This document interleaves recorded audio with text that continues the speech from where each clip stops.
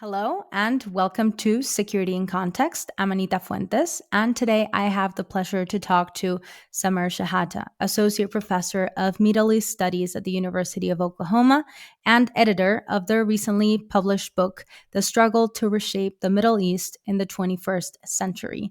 Welcome, Samer. How's it going? Thank you so much for having me. So, to start, could you tell us how this book came together and what motivated you to cover the different themes and topics discussed? And also, why did you feel that this was the right time to bring these issues to light? Sure. Well, thank you for the question. I think, in the period after the Arab uprisings, and particularly after the height of the Syrian civil war and the emergence of the Yemeni civil war and continuing instability in Libya, and incredible regional competition and regional intervention and so on, it appeared that this really was a kind of unprecedented moment for the Middle East and North Africa, very different than what had occurred before. And I wanted to explore what the dynamics of this regional instability and turbulence were. And so, as a result of that, and these things sometimes happen by chance, I was asked to give a lecture about the state of the region. And I believe it was at the end of 2018. And after doing so, it just became apparent to me how different the region was from the period before the uprisings, and then, on reflection, the 2003 Iraq War, US invasion. As I mentioned, we had mass mobilization in 2010 and 2011 as a result of the Arab uprisings that led to the ouster of leaders, and very importantly, and not commonly recognized, mass mobilization across the region, not just in those countries such as Tunisia and Egypt and Yemen and Libya, in which leaders were actually ousted. We had, as I mentioned, regime breakdown, regime collapse, civil wars in multiple countries at the same time. We had proxy warfare, the emergence of violent non-state actors, and so on. And as I mentioned, intense regional competition in which alliances seem to be shifting and new alliances seem to be forming. And so, after preparing and presenting that, I thought I really need to think about this period and what the dynamics are that are causing this tremendous instability. And as a result of that, I thought, well, I'm not capable of covering all of this, but some of it. And I thought, I would like to put together a conference first and invite individuals with expertise in particular topics, and all of us think for a few days and present our research about select issues, and then from there it became this collection, The Struggle to Reshape the Middle East in the 21st Century. I see. So it all started with a lecture and then a conference. Unintended, yes. I'm not really someone who has previously focused on regional politics. Most of my previous work has been on Egyptian politics, and of course, larger themes of authoritarianism and Islamist politics and labor politics and so on. And I think that's one of the interesting things about this volume is we recognize that really the things that were taking place were at the intersection of what is traditionally understood as comparative politics and international relations. And that's why I was able to bring together really a stellar group of scholars who work on different issues and who are experts in particular subjects, so that we could kind of make sense of the whole, as it were. I think that's something that we also share at Security in Context, and I think that's kind of I think the future of learning, interdisciplinarity. So, what can I say? I I love completely agree. I completely agree. Sometimes these disciplinary boundaries and silos are really limiting. Totally agree. Could you give us an overview of the main themes and arguments covered in the volume and also explain how they can help us better understand the contemporary Middle East for our audience, too, who is not particularly studying the Middle East, but, comes from all kinds of backgrounds? Sure. Well, I think there are a number of lessons, of course, and I'll leave it to readers to kind of draw out all of them.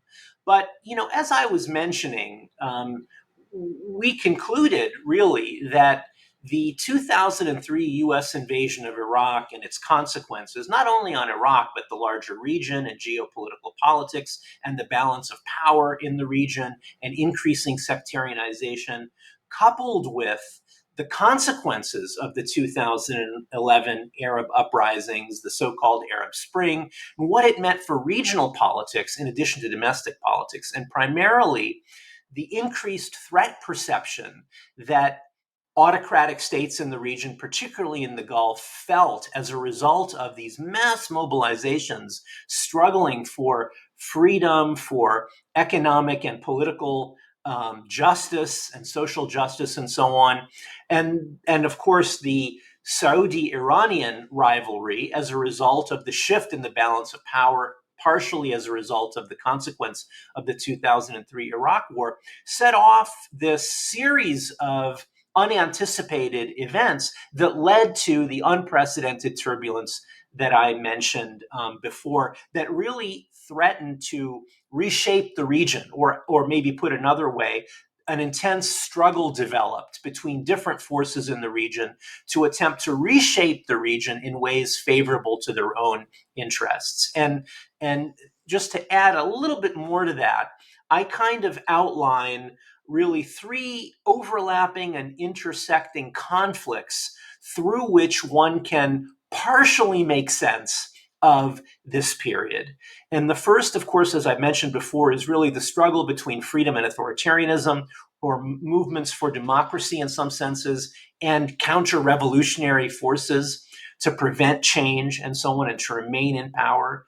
And then the struggle between, or for the inclusion of, political Islam or Islamist actors and their ascendancy following the 2011 Arab uprisings in multiple countries, in Egypt, in Tunisia, and so on, and the opposition to Islamist political forces. And that opposition, I think it's important to note, was not an opposition based on the belief in liberalism or secularism or democracy, but it was really an opposition to Islamist politics, because Islamist politics was seen as threatening to the interests and survival of states in the region, and also, of course, anti-Islamist forces in domestic politics in particular states.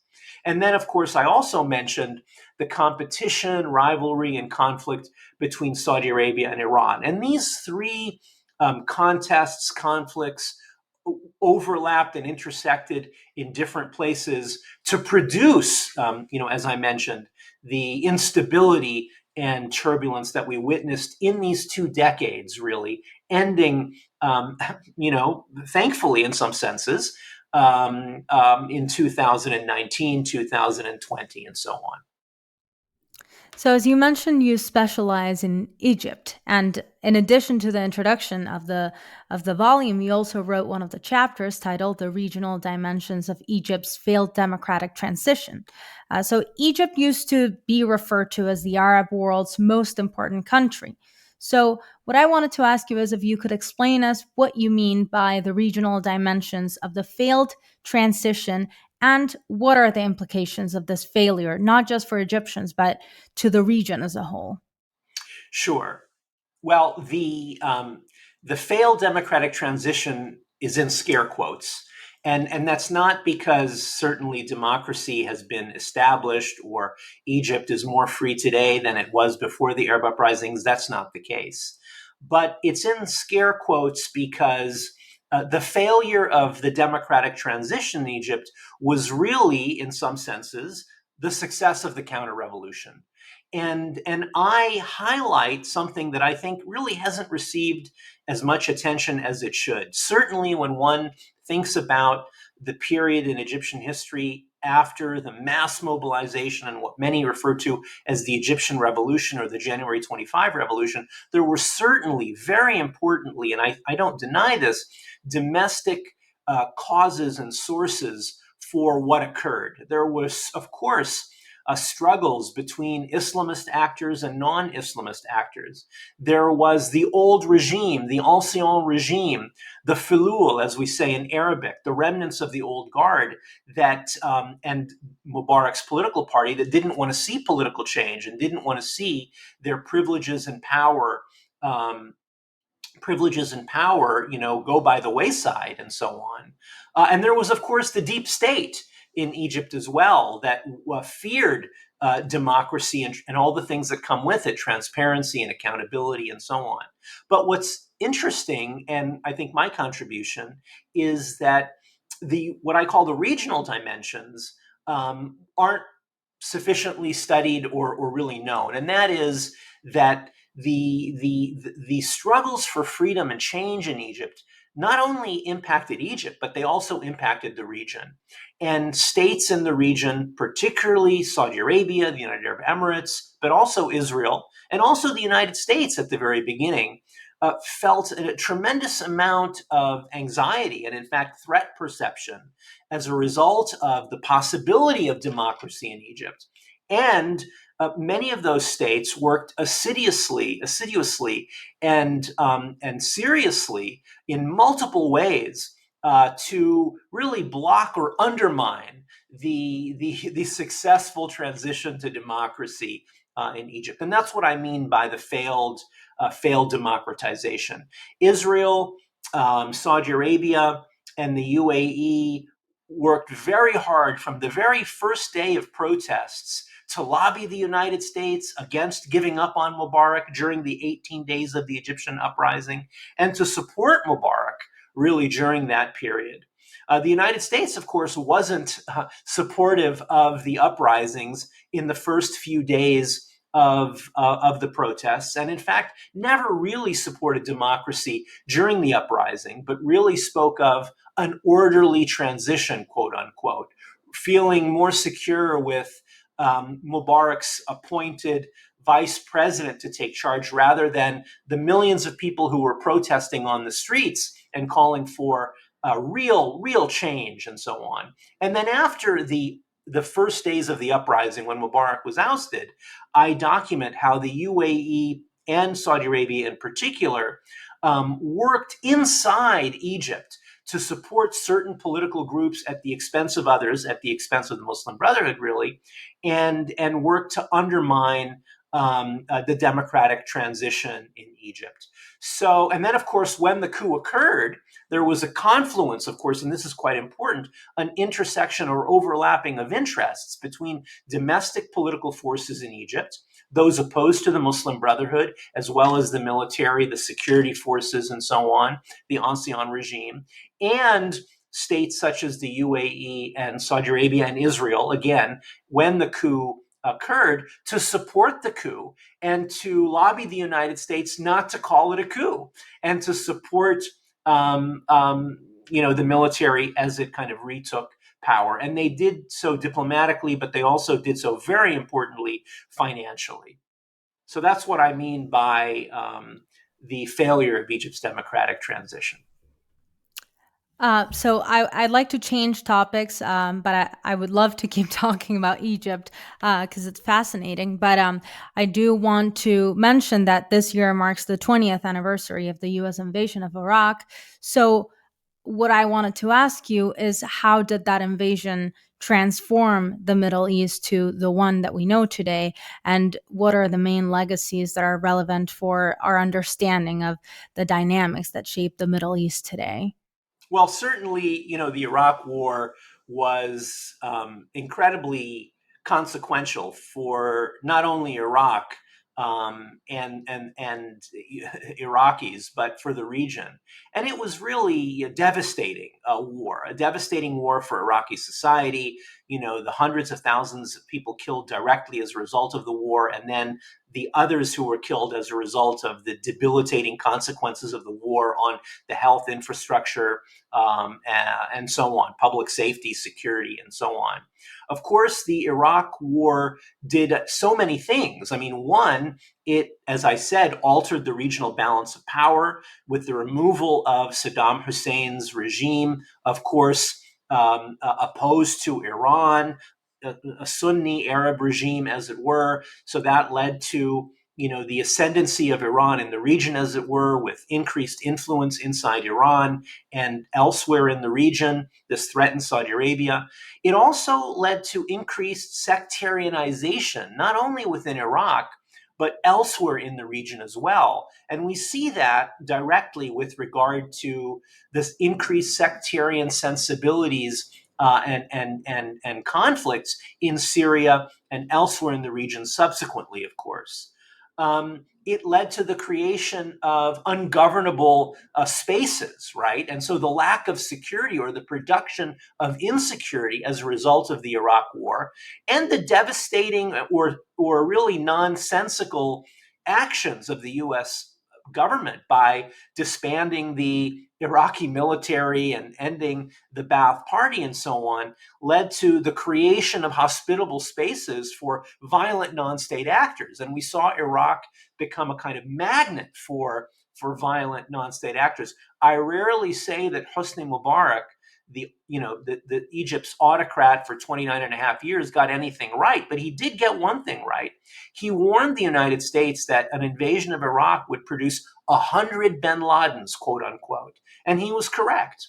And so the Iraq War was devastating in those ways and in many others. Of course, it also led to the failure or the end of any credibility the United States had with regard to the idea of promoting democracy, certainly in the region.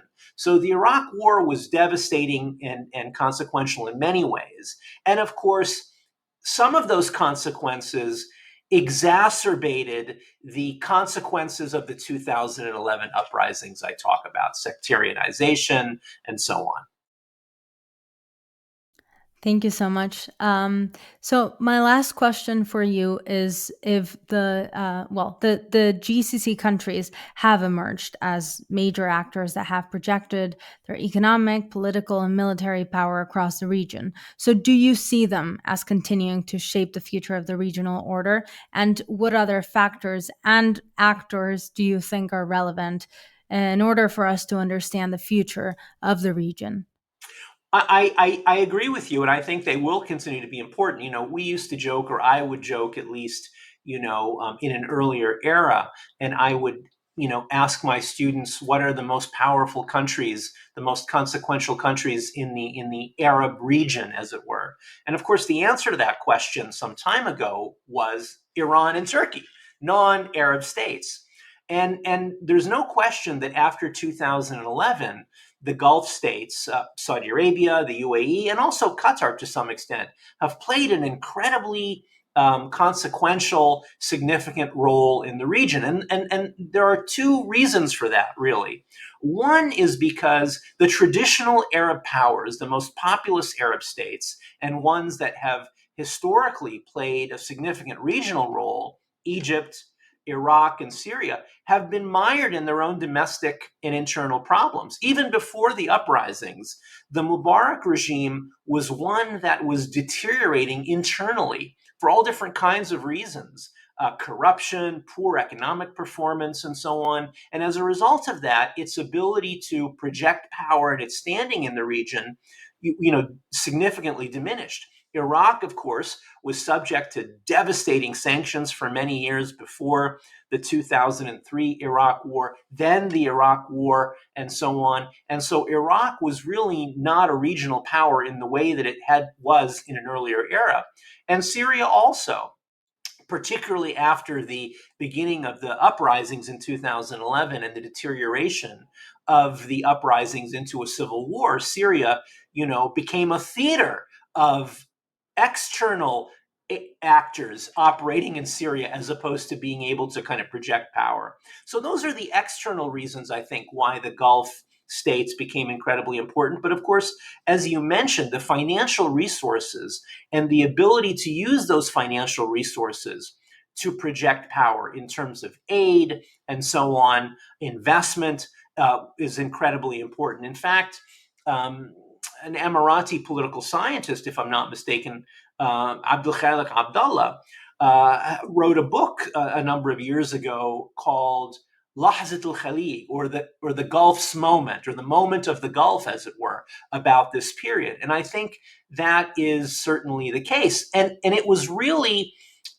some of the changes that I'm talking about, the increasing power of Iran as a result of some of the things we talked about, the realization after the Arab uprisings that the United States was not going to stand by its allies, quote unquote, if they were challenged domestically, as was happened in Egypt, for example, led these states to think that they needed to play a significantly larger role in their own regime security, not national security, but regime security, because changes in Egypt and elsewhere threatened their power, as it were, and they acted externally to maintain their own privilege. So those are some of the reasons that the Gulf has risen in terms of its power and so on. And of course, they've tried to project their power through new Gulf media, not only Al Jazeera, but Al Arabiya,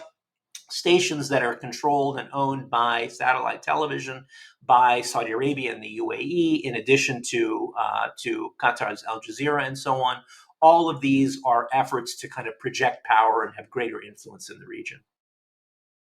Maybe one day we can talk more about the media, because it's certainly a very important topic. Is there anything else that you'd like to cover before we end the interview? No, I mean, like you said, I don't know how long we've gone on for. We've gone on for, some time longer than your 20 minutes. I mean, there's so much to talk about, but I think you've covered, so much ground. I mean, another thing is, are we in a new era? And I think we are in a new era now, because the previous era was one of American dominance, certainly before 2011. It was America's unipolar moment.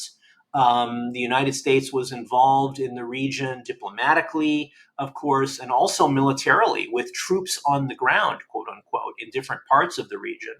And I think as a result of the realization that intervention, I mean, to some extent, realization that intervention in the region was incredibly costly and with incredibly negative consequences, both in terms of blood and treasure for Americans, also for people in the region more so. The United States, lost its appetite for that kind of military intervention at that level in the region.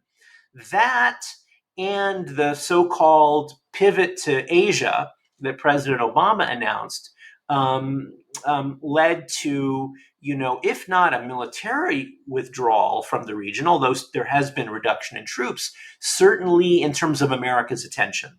American administration's attention in the last, 5 or so years and in the future is not primarily going to be on the Middle East as it was in the post-2001 September 11th, era. That period has come to an end, and we are now in a new period, and that has had consequences for the region as well. We've seen increased Russian and particularly Chinese influence and interest in the region. I think we're going to continue to see increased Chinese interest and influence in the region. We've already seen that. But as I also mentioned, this period of tremendous regional instability, turbulence, insecurity, also, I think, has largely come to an end, right? We've seen levels of violence decrease significantly with regard to the Syrian civil war, the Yemeni civil war, and with regard to Libya. We've also seen these heightened regional competitions between, in one camp, Turkey and Qatar, and another camp, Saudi Arabia and the UAE and Egypt to some extent and Bahrain really decrease. And the leaders have kissed and made up, as it were.